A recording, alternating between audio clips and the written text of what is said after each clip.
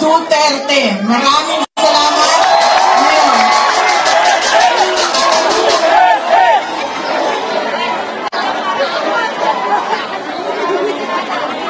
ang sunod na pagpapasalamat ko ay sa inyong lahat, mga kababayan namin dito sa Maynila. Maraming salamat sa oras ninyo at sa pagkakataon na ibinigay ninyo sa akin at sa amin ngayong gabi na ito. Maraming salamat. Madami sa inyo ang hindi pa, wala pa na nihapon, hindi pa na naghapunan. Marami sa inyo ang hindi pa naghapunan, hindi pa nakaluto, at kanina pa dito, mainit, pero nandito kayo para sa amin at para sa bayan. Maraming salamat sa inyong lahat. Ang susunod ko po pagpapasalamat, mahal ko kayo, ma'am. Mahalin din natin patuloy ang ating mahal na inang bayan, ang Pilipinas. I love you too. Sister in love na ito, sis. Mahal ko kayo. Kaya ako nandito ngayon. Ang susunod po na pagpapasalamat ay mula po sa pamilya namin. Papasalamat po kami sa pagmamahal, kay dating Pangulong Rodrigo Duterte. Maraming salamat po.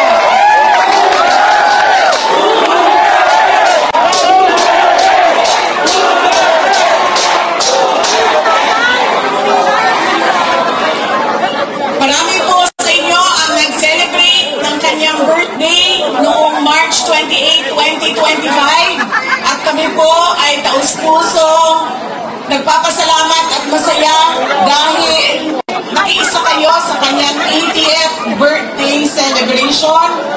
Dahil hindi po lahat tayo ay mabibigyan ng pagkakataon na umabot ng 80 years old. Kaya maraming salamat at sinelebrate nyo ang kanyang 80 years. Ang susunod na pagpasalamat ay mula po sa akin. Maraming salamat sa inyong suporta, sa inyong kampanya at sa inyong boto para sa akin noong halalan ng 2022. Maraming salamat sa suporta ninyo.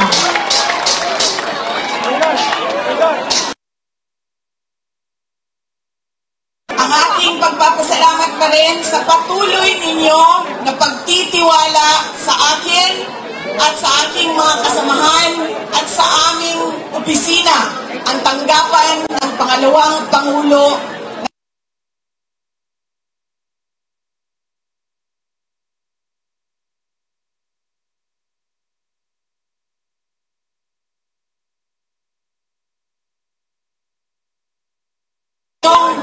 sa pagkakataon na inyong ibinibigay sa amin na makapaglingkod sa ating bayan. Kayo ang amo ang utang ang kabubuton kaninyong sa higay mo na makaserbisyo sa atuang nasod. Daghan kayong salamat.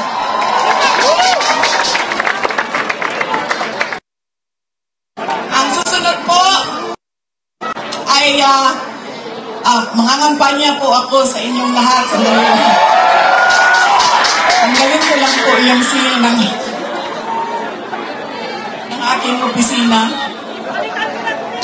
Palitan natin ng seal ng Office of the President.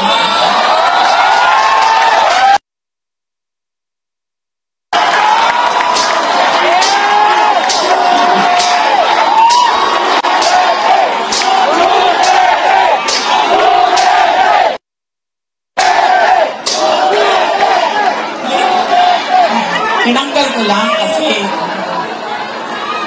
iba kasi yung opisina, iba din yung pangangampanya. Pero kung sa Pangulo lang, pumili na lang kayo. Si Isko Moreno o si Sara Duterte, wala kaming problema.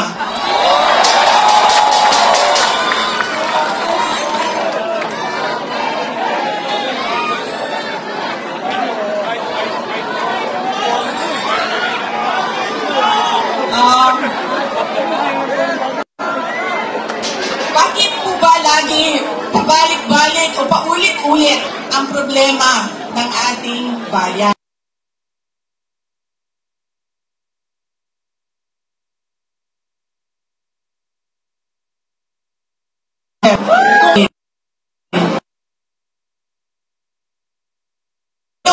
Halalan, marami ang nagtatanong kaming gawin.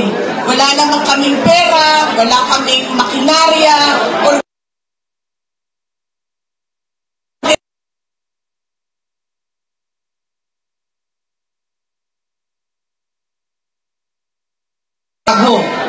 sa nangyayari sa ating bayan. Una po, ang ugali ng ating mga ay kung sino yung aalala natin. Sino yung magaling kumanta, sino yung magaling sumayaw, sino yung magaling magpatawa.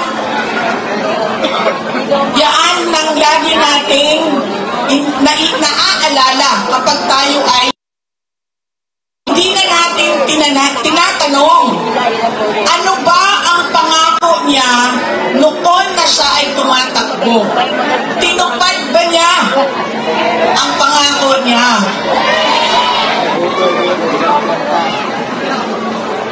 Diba? Dapat tinatanong natin ang sarili natin, ano bang nagawa ng tao na ito? Nangako siya, sorry ma'am,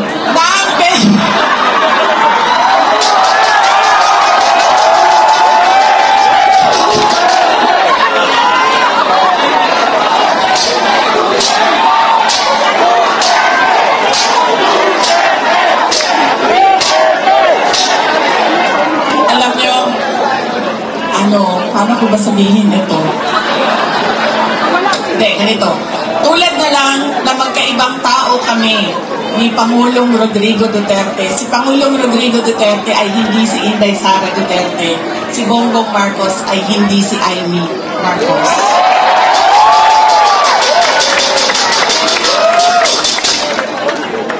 Ito, hindi na ako nagpaalam sa'yo. Sasabihin ko na, sige maning. Tanggalin na lang natin ito. Okay lang sa'yo? Hindi siyang matuwag.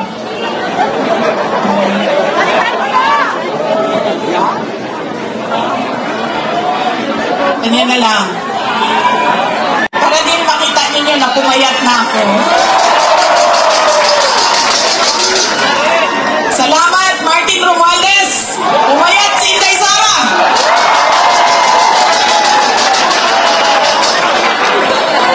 Budget lang ba?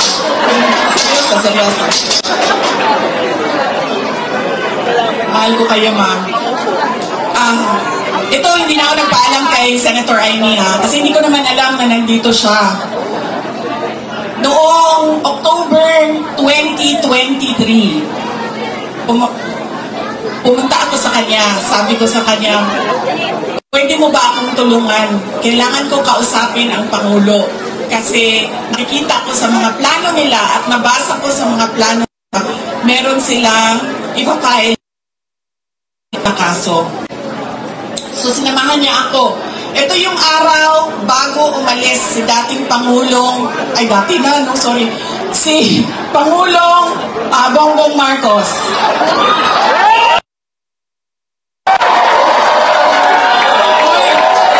Hindi ko sinadya yun. Yun, ha? Kailan na, kayo lahat, kailan ang sedisyon. Kayo dyan, may kaso na kayo bukas. Ito. So, ito yung araw na paalis siya, papuntang Amerika. Pumunta kami, sinamahan ako ni Senator Amy. Siya yung kumuha ng oras ng schedule para makausap ko si BBM. Noong nandun na kami, binanggit ko sa kanya ang impeachment. Pero hindi yung impeachment ang gusto ko marinig ninyo na kwento ngayong gabi na ito. Doon sa pag-uusap naming tatlo, kaming tatlo lang yun eh, pasensya na silang dalawa. Marites yung nandoon sa harap, nilang dalawa. Nag-usap kaming tatlo, nabanggit ni BBM ang pag-amenda ng konstitusyon. At sinabi niya na, madami siya sinabi, pero ang gist ng sinabi niya ay, we will just amend. Kasi English man sila pag mag-istorya, no? So ako dito, kuyawaning, in English, we will just amend the economic provisions of the Constitution. Nakirinig ko at nakita ko talaga na sumagot si Senator Amy. Sabi niya, that is a dangerous thing. Sabi niya, if you open the Constitution to amendments, you do not just open it to economic provisions. You open it for all amendments of the Constitution. At nagsagutan na silang dalawa sa harap ko dahil sa ating Constitution. Kaya ko, yan ang pruweba ko at proof ko sa inyo na magkaiba na tao. Ibang tao si BBM, ibang tao si Amy Marcos. Okay lang ma'am, pwede ka na umalis. Wait lang, sandali. Iboto niyo ba si Amy Marcos? Okay na ma'am, pwede ka na lumipat sa QC. Good na dito. Kalimutan ko na yan sa sabihin ko. Tatlong paalala. Hindi natin tinitingnan kung ano ba yung mga pangako niya noon. Tumakbo siya noon. May pangako siya. Binigay ba niya? Diba? 20 pesos ang kilo ng bigas. Tapos ngayon, okay na daw. After 3 years, 3 taon na campaign promise o pangako sa eleksyon, ibibigay ngayon. Pero, ibibigay lang sa Visayas. Para bang hindi kayo nagugutom dito sa syudad ng Maynila. At parang hindi nagkukulang ang pera ninyo pambili ng pagkain. Kaya dapat tinitingnan natin. Sumayaw, oo. Kumanta, oo. Bakit hindi? Pero tinitingnan natin. Ano ba ang pangako? Binigay ba o hindi? Bakit hindi binigay ang pangako? Dahil nagsinungaling? O dahil hindi talaga maibigay? Diba? Yan yung unang. Lagi na lang tayo bangan. Sorry, ma'am. Nambubudol. I'm sorry, ma'am. Kasi naman sabi ko, okay na.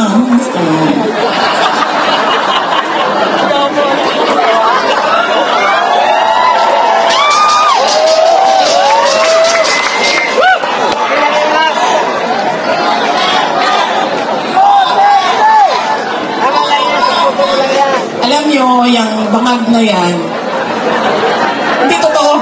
Hindi naman ako kasi tumawa dahil tinawag siyang bangag.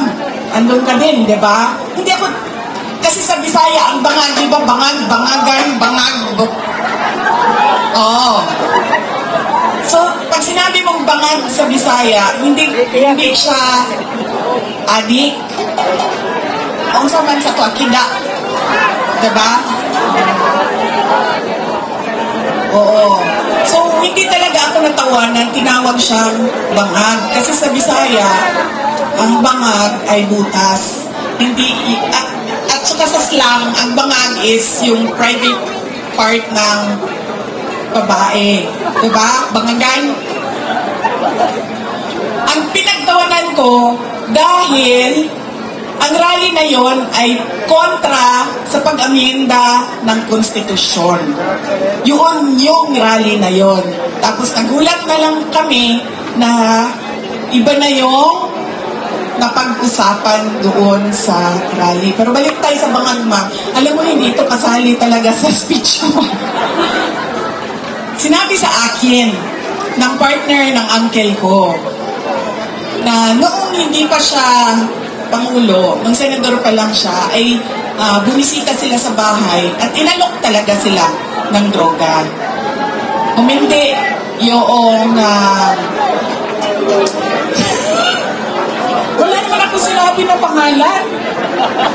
O talaga, alam nyo, may malaki bang kulungan ang Maynila para sa ating lahat?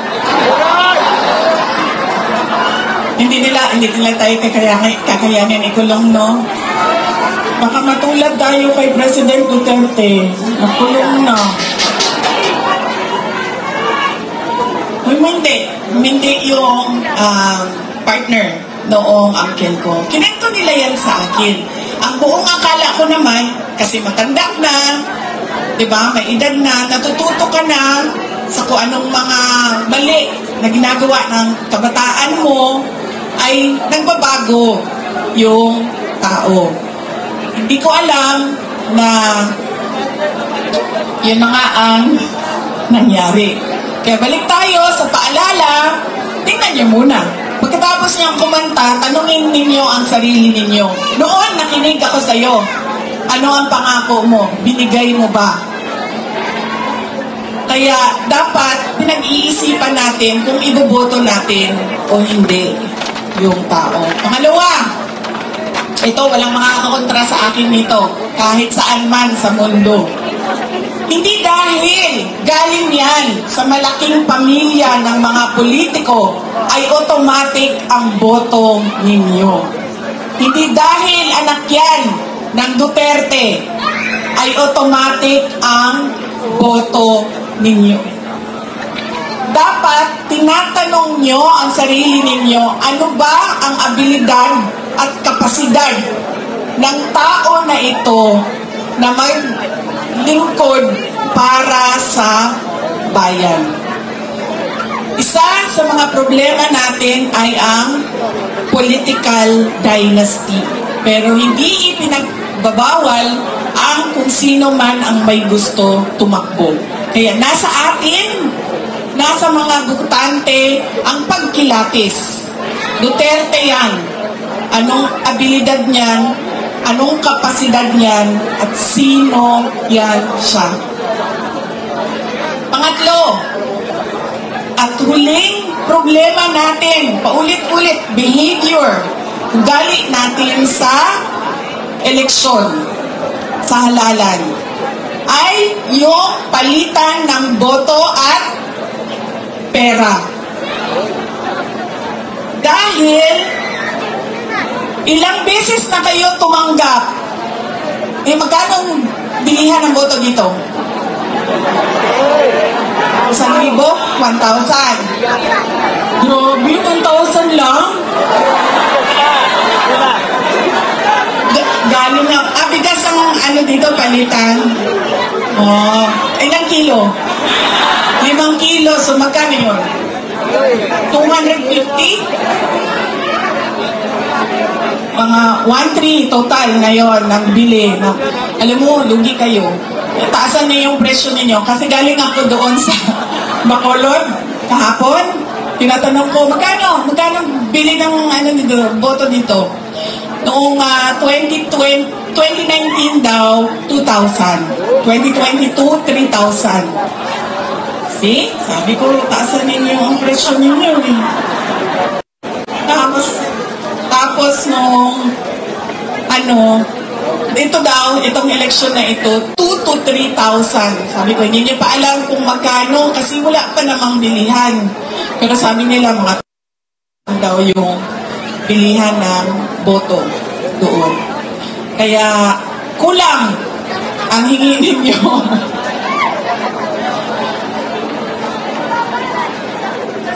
1,300 ang natatanggap ninyo. O hindi pa lahat. O. Bakit 1,300? Eh, ang akap, magkano ba akap? Di ba 5,000? 3,000? May kaltas pa yun. Diba? One for you, one for me, one for you, one for me.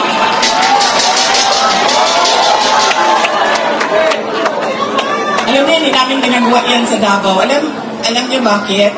Nawawala kasi yung respeto ng tao sa isa't isa. Sabihin ko sa inyo kung bakit mamaya nawawala yung respeto. Sana po. Pabilihan ng boto. Yan. Ilang eleksyon na kayo tumanggap ng 1,300? Ilang eleksyon na tumatanggap ang mga botante ng Pilipinas ng pera kapalit ng boto nila. Pero bakit mahirap pa rin ang ating bayan? At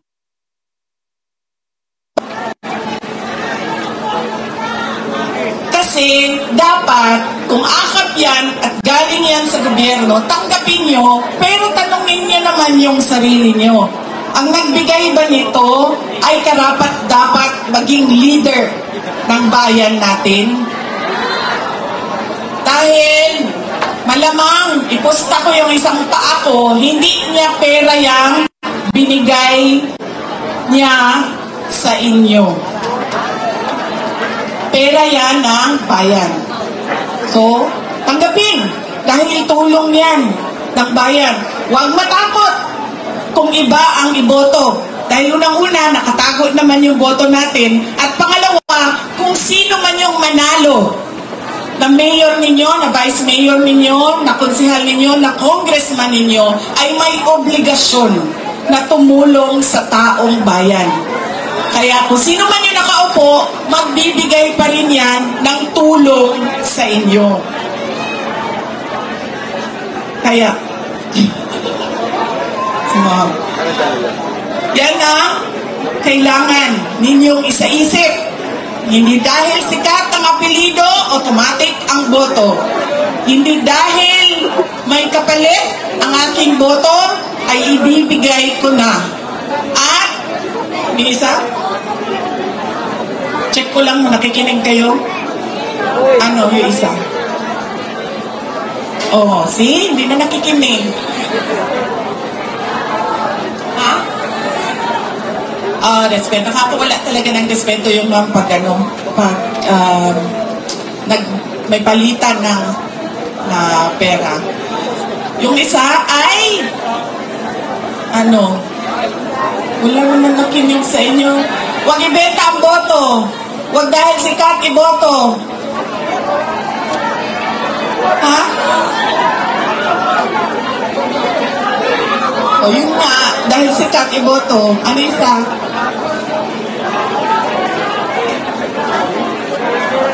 Ay, grabe. Ang dami-dami ninyo. Dalawa lang maalala ninyo. Ano wala pa?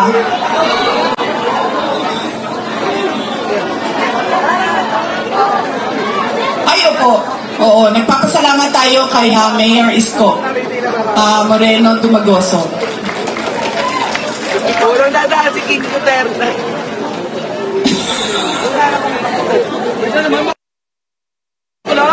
Ano? Bakit ka sa King? King Duterte, no? Daniel, ano? Oh, ano isa? Check ko lang kung nakikinig ka.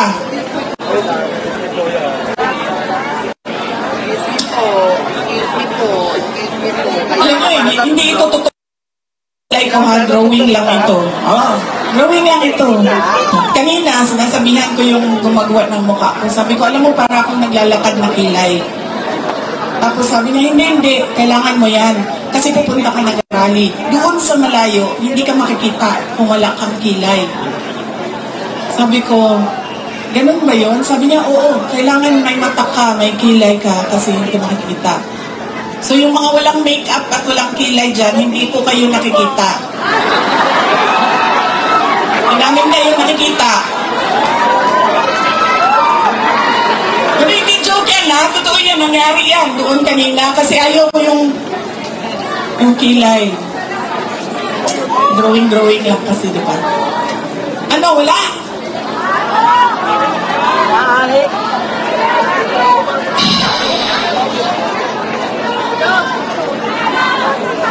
Marami ang nangangamusta kay President Duterte.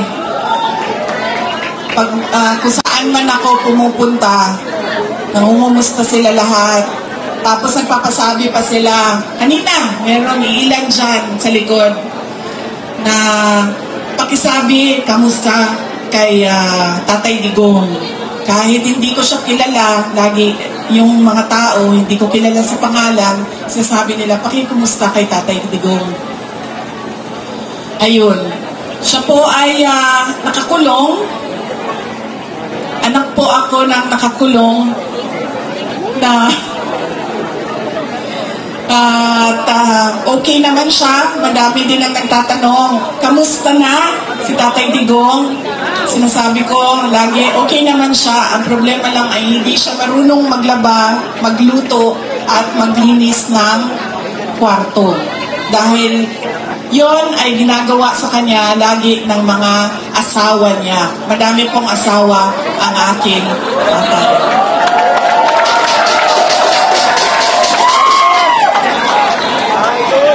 Nakita niyo yun si Kitty, yung maganda ko na kapatid. Iba po yung nanay niya. Kasalukuyan po, dalawa yung girlfriend na nandoon, nag-aantay na makalabas si Pangulong Rodrigo Duterte. Totoo yan.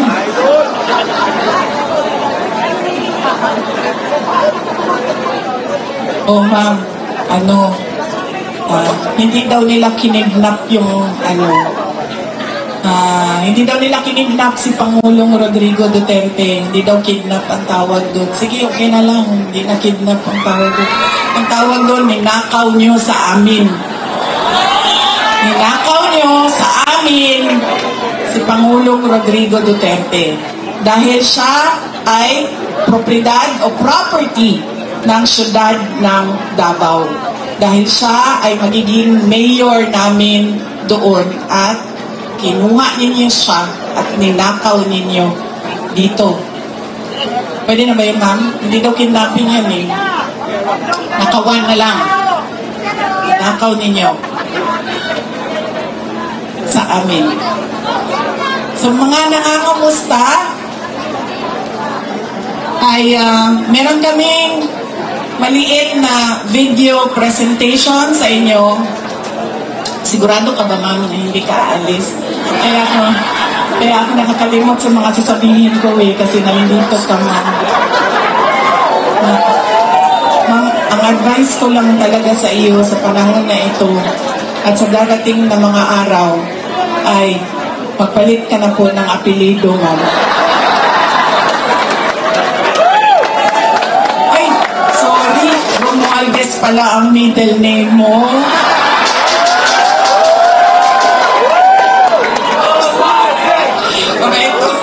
Sabi ko nga, matino na tao, si Senator Amy Marcos.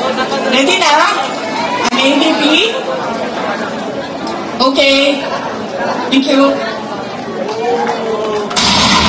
Self-rated poverty in the Philippines is at its highest in 21 years. Teacher says she often complains about being hungry. Pagpapalili ng isang babae dahil umano sa konsehan sa droga. Pinagkakaga hanggang sa mamatay ang natutulog maglola. Bugbugi ng dalawang Just remember, no?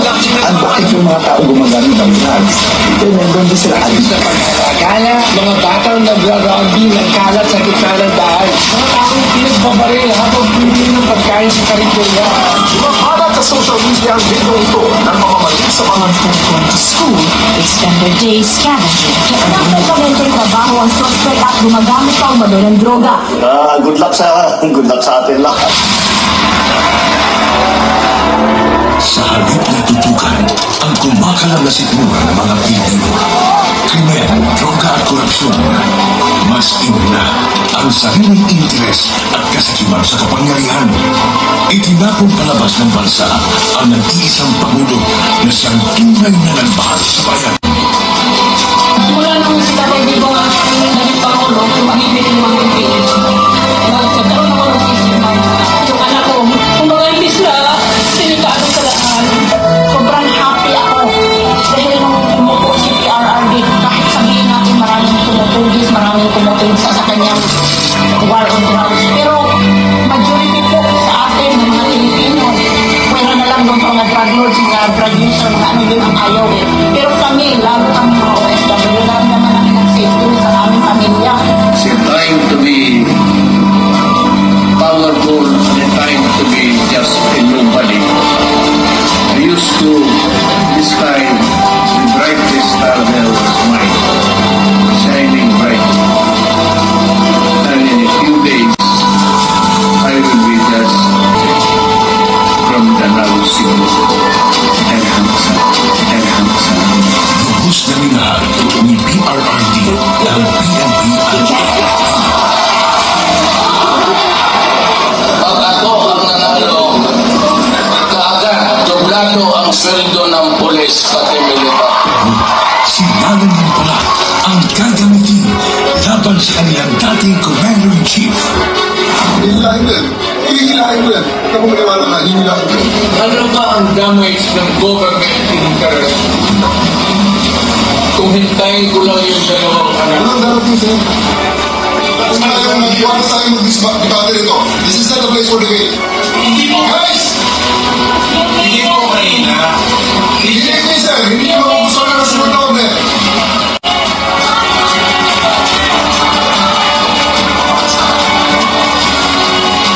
Napigilan sa serbisyo ang iba dahil sa order na isang bangang na namumuno sa kanila.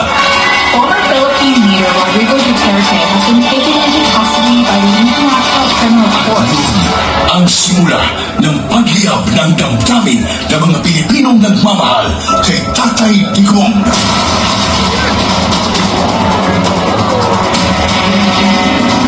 Lumiyab ang sambayanang Pilipino. Bring PRRD home.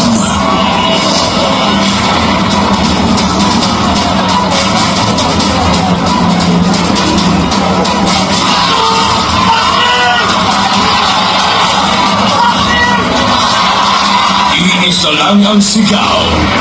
Duterte saan man sa mundo.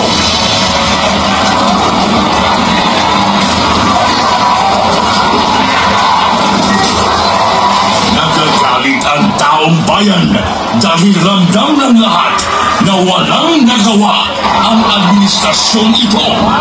Ang asikasuhin, hindi sariling mithiin. Nais nating katawanin ang nagkakaisang damdamin ng milyong Pilipino at isapiling ang kanilang pinag-isang mithiin para sa isang mapayapa at nagkakaisang Pilipino.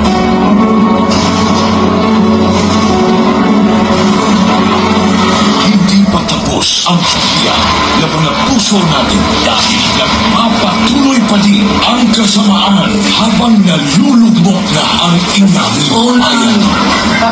Ikaw ni Marcos ang atong gold reserves.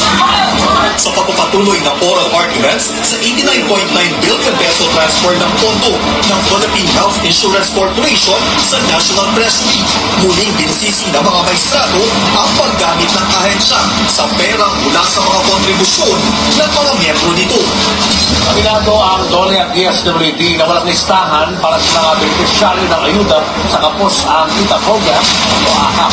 Sa tuloy na nila at nagagamit na sa politika ang AKAP. Hindi lang pala 7-7, meron pang 30-30-30. Ano yung 30-30 Yung 30-30 naman, kung ikaw ang host ng sorting, you get 30 million, 90 million lahat yan. 30 million AIX or 30 million na MAIC and 30 million na tupad. Sa kanyang 15 taong karanasan bilang kongresista, ngayon daw nakikita si Davao City Representative Silvio Ugar ng ganitong sistema sa Bicameral Conference Committee. Ang pinutukoy niya ay ang mga blankong line items sa Bicam report ng 2025 national budget na ang ilaban sa batas. Partikular dito ay ang missing budget amount sa Department of Agriculture at ang program funds na 8 billion sa halaga. Good luck sa atin lang. Na-promote pa nga ang mga instrumento ng pangingitap kay PRRD. Police Brigadier General Chief Fajardo and family, the Chief of the Community and his family join the President for a photo opportunity. Walang titigil para sa bayan. Maybe when I say my farewell, if I get to live in the last day of my term, I'd like to say something and maybe I'll cry. Gusto kong umiyak dahil hindi ko anong taong binigay nila ng pagmamahal sa ko. You can save the Philippines. Act now. Vote Duterte.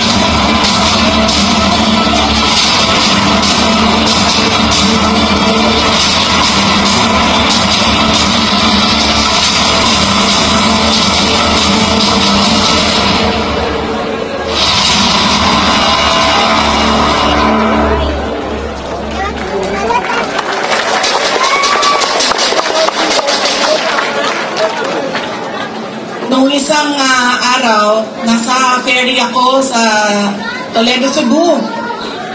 Patawid kami papuntang San Carlos City sa Negros Occidental.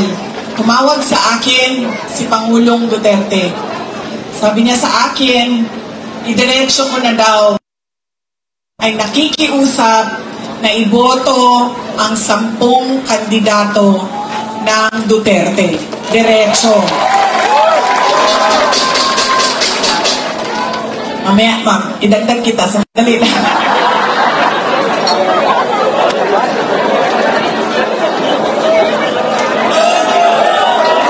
Grabe, ang awkward talaga. Grabe. Kabado. Hindi ikaw ang pinapahirapan ko, ha? Ikaw ang nagpapahirap sa akin ngayong gabi na ito. Hihirapan ako kasi, alam mo, magkaibigan tayo. Alam ko kung gaano katino at gaano katalino.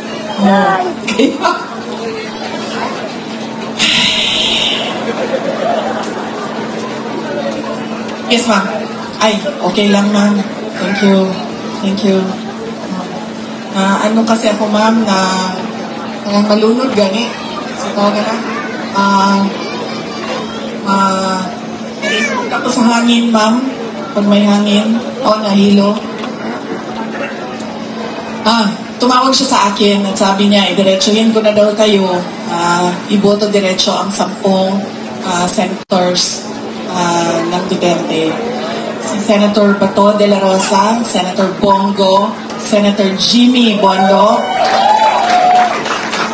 Senator Vic Rodriguez, Senator J.B. Hindlo, Senator Raul Lambino, Senator Philip Salvador, Senator Rodante Marcoleta, Senator Pastor Kibuloy, at Senator Richard Mata. 10 yun, no? Yes, okay.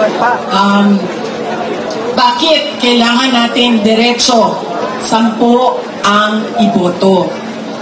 At hindi lumihis doon sa sample ballot ng 10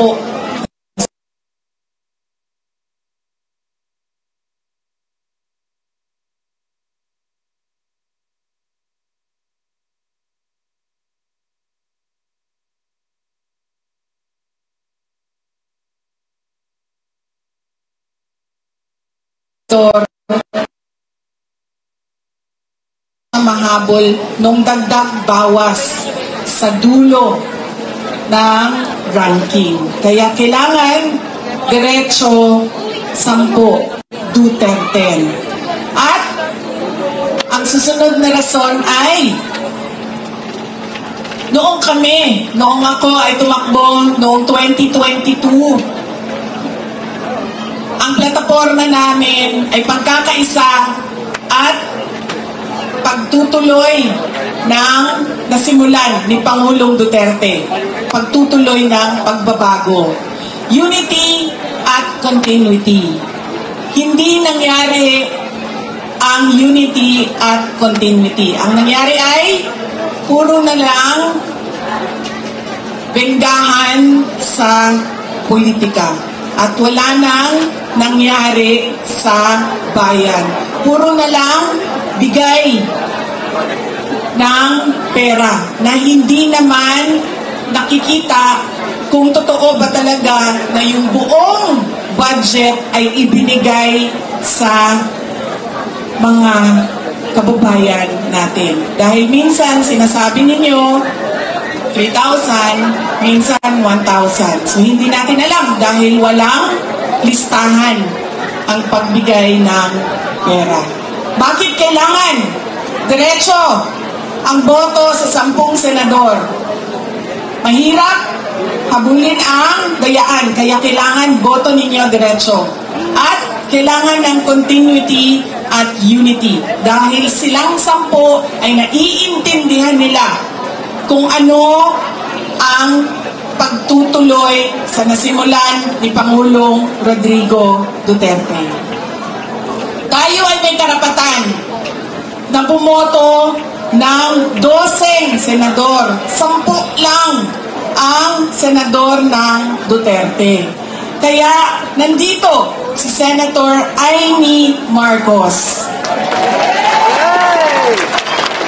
na humihingi ng tulong ninyo para siya ay maibalik sa Senado at maituloy niya ang pag-imbestiga ng pagnanakaw kay dating Pangulong Rodrigo Duterte. At pangako niya ay tutulong din siya sa pag-ransom o pagkuha balik at ibalik dito sa ating bayan si Pangulong Rodrigo Duterte. Huwag ka mag-alala, ako naman nangako niyan, hindi ikaw. So kung hindi siya mabalik, hindi mo kasalanan. Pero nagsabi siya, tutulong siya. Dahil naiintindihan niya na mali ang ginawa at naiintindihan niya na walang direksyon ang ating gobyerno sa ngayon. Kaya, andito siya para sa inyong lahat at para iboto ninyo balik sa Senado. Senator Amy Marcos.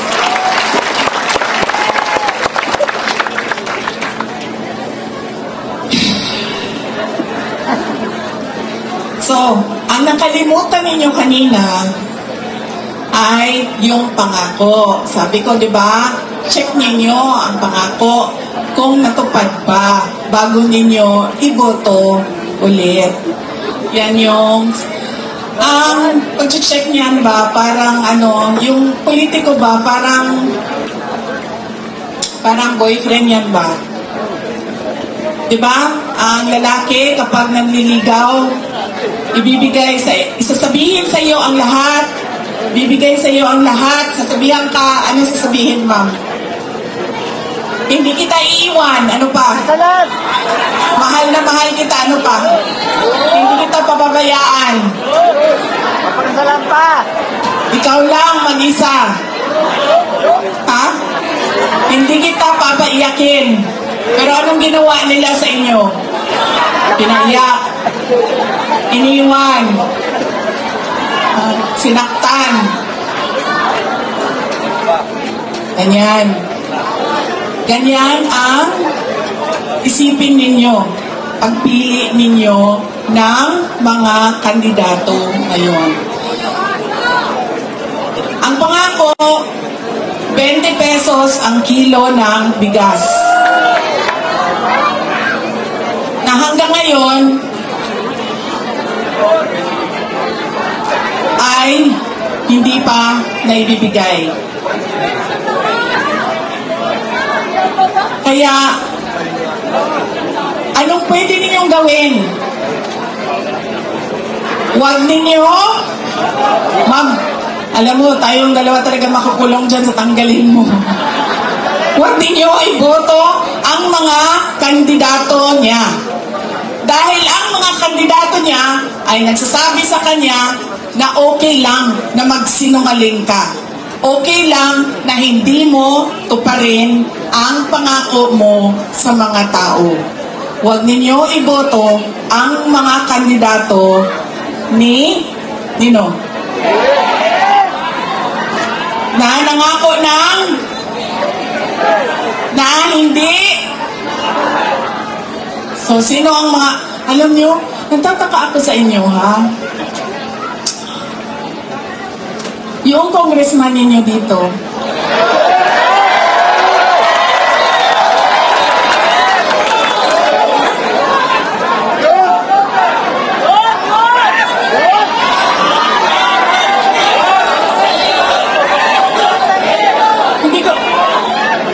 kasi yung congressman ninyo, yan yung mukha ng distrito ninyo. Yan yung pambato ninyo doon sa House of Representatives. Unang-una, sobrang laki ng liig niya.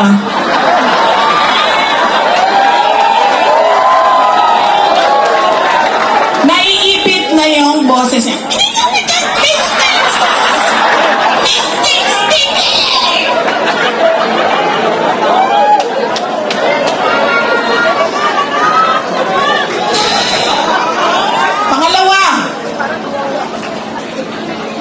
Sabi ko dapat magaling, di ba? Yung congressman na pinili ninyo, simba ko yung mga taga second district sa Puan. Uy! Inakusahan niya ako ng, lahat, inakusahan niya ako ng lahat-lahat na, pero wala man lang siyang isang ebidensya na sinabi na ito ang nagpapatotoo na buwisit talaga yung babaeng Inday Sara na yan. Wala. Kaya pag bumili kayo ng muka ng distrito ninyo, saan na yung congressman ninyo?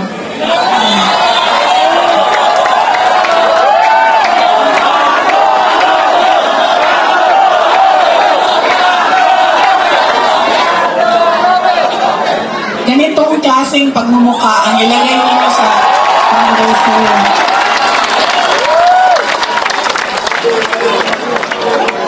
At ganitong klaseng kapasidad. Hindi ko alam, ano ba nangyari noong 2022 at yan ang binoto ninyo? Ikwento nyo nga sa akin. Ikwento nyo sa akin.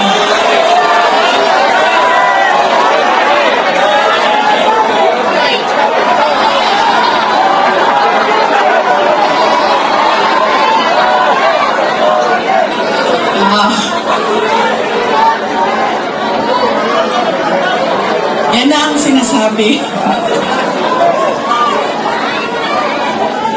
Kasi talaga, totoo. Nung nakita ko siya na nagsasalita patungkol sa akin, congressman yan? Ng syudad ng Maynila? Diba, ang sobrang laki ng pride natin bilang Pilipino sa syudad ng Maynila. Tapos, yan ang sinasabi ko. In-endorse ng mayor ninyo, in-endorse ng sikat, binoto ninyo, hindi nyo man inisip.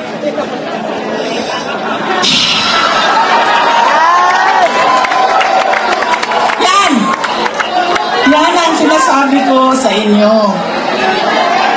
Kasi, ang ugali natin, in-endorse ng sikat, sikat ang apelido, kinabuto ko na ito. Sumayaw, kumanta, napatawa ako, bahala na yung pangako mo, hindi natutupad, okay ka na. Yan ang, kita nyo, nasaan na yung bansa natin ngayon. Nasa tangkungan na tayo. Ay, sorry. In-endorse ko din pala sa BDM. Humingi ako ng patawad.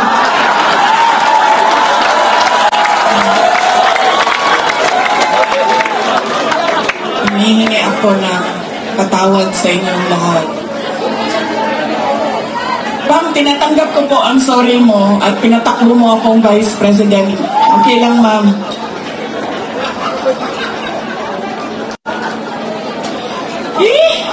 Ang sabi, mamuli na to, eh. Di ba mo mamuli? Ang sabi, kaya nga tinanggal ko yung seal ko dito kanina kasi alam ko na po anong mangyayari sa kampanya na yun. Alam ko na po kung anong mangyayari sa kampanya na ito ngayong gabi!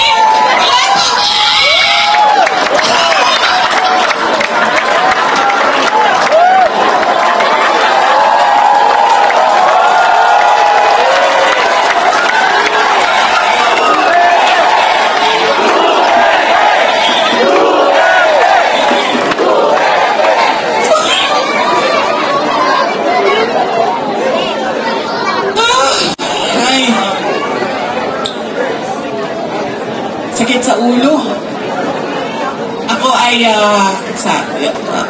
Ako ay hindi kandidato. Baka kasi Duterte ngayon ang Duterte. Hanapin niyo ako sa balota. Hindi po ako kandidato ngayong eleksyon na ito. Ako po ay nandito bilang isang botante din. Papaalala sa inyo. Hindi dahil sikat yan, hindi automatic ang boto. Hindi dahil napapatawa kayo, hindi automatic ang boto. Tingnan ninyo yung pako. At, yes ma'am.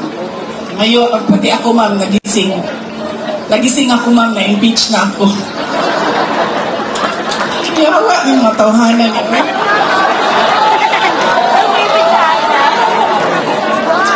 Kasira ng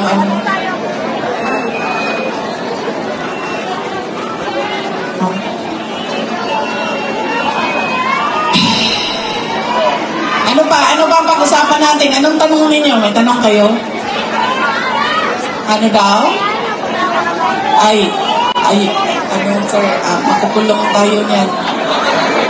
Kung paalisin, palayasin, patalsikin, paalisin. Ano pa? Anong tanong ninyo? Paano maka-uwi si President Duterte? Kidnapin din natin doon, ma'am. Punta tayo lahat doon. Akong bahala sa ticket ninyo, ha? Pagdating doon, kidnapin. Alam nyo, huwawa siya kasi nung tumawag siya, kinanto niya sa akin, diba? Bakit kailangan diretso 10 yung mga senador? Sinabi niya sa akin in Bisaya, sabi niya sa akin, ayaw biya akong kalimti din ha, basta makalimutan ko rin mo, mabulok ko din niya. Huwag mo akong kalimutan dito. Baka makalimutan mo ako, mabubulok ako dito. Yan ang doon. Sa Pangulong Duterte is 80 years old. Mahina na yung tuhod niya, mahina na yung likod niya, mahina na yung katawan niya. At kakaawa siya sa sitwasyon niya doon.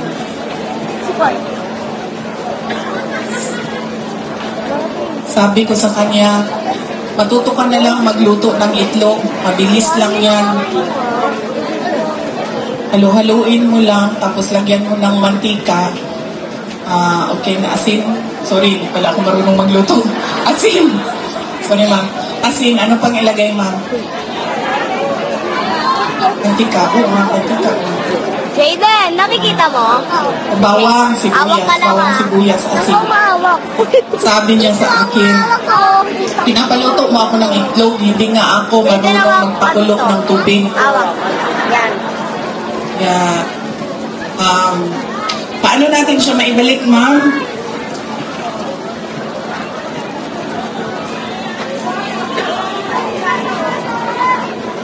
Ituloy lang natin yung kanyang nasimulan na pagbabago.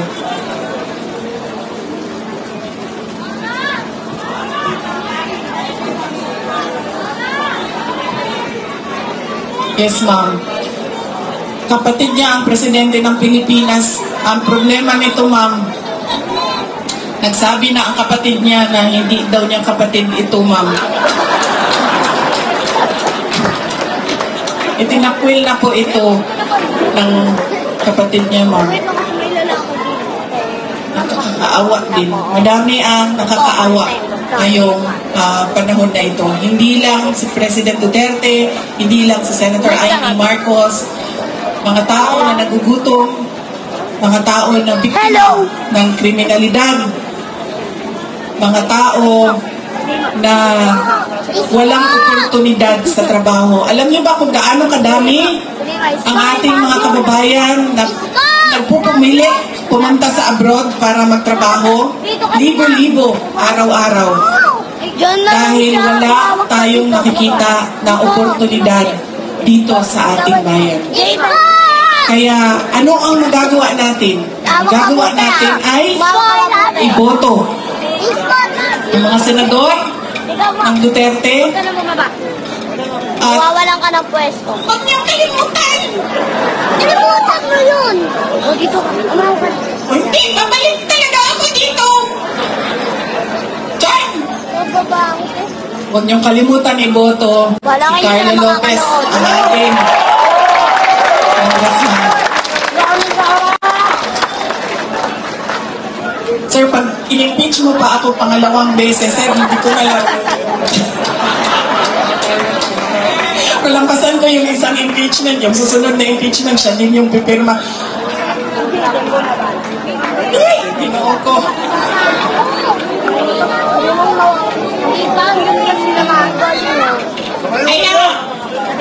Kaya,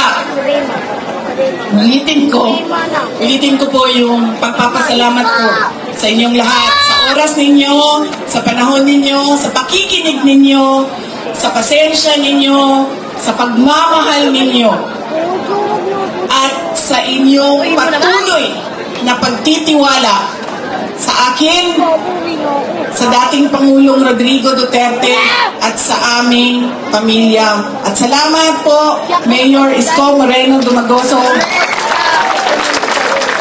sa pagpapahiram ng microphone, kuryente, LED wall at stage ngayong gabi na ito. Napakabait niyo po. Alam niyo ba, mahirap maghanap ng stage. Subukan mo ba? Mahirap maghanap ng stage. Oo nga eh. Dalawang bangko dapat, Mayor, kasi hindi ako kinakaya ng isa lang. Sabi nung kasama ko kahapon, ayan na yun, Chair, tumayo ko na lang dyan. Sabi ko, kulang yan, kung makinig-isa, hindi ako kaya ng, isa lang, dapat dalawang bangko. Dalawa na yung rally, okay na. Bayad na, ganito, ganyan. Tapos nung gabi na, papunta na ako dun sa rally, sinabi sa akin, ay, hindi ka pwede sumampa sa stage namin. Dahil, dahil Duterte ka. Mahirap talaga maghanap ng stage ngayon.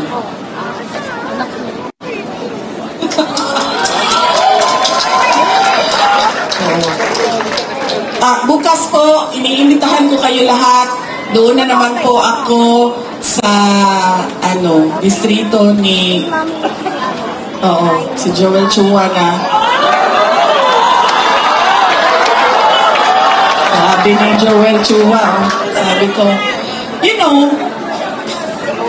ko, the appointing authority of the Undersecretary of the Department of Education is, sabi ni Joel Chua, the DepEd Secretary. Sabi ko, no! The President of the Philippines. Yan ang pinili ni... Bakit nagboto si Joel Chua noon? Bakit? Ikwento niyo sa akin.